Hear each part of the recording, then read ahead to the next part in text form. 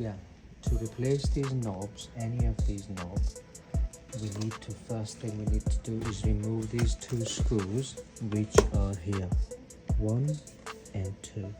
So after removing these two screws, you need to be very gently remove this whole panel. You need to insert a flat screwdriver in here and just pry it open. This part, this, and this, it's all part of one plastic bowl and it comes off.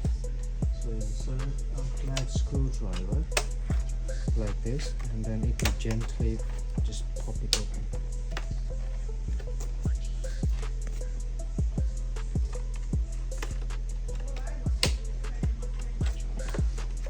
Without breaking it.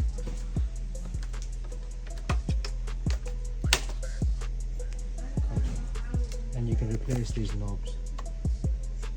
Any of these knobs which get broken, you can replace those knobs.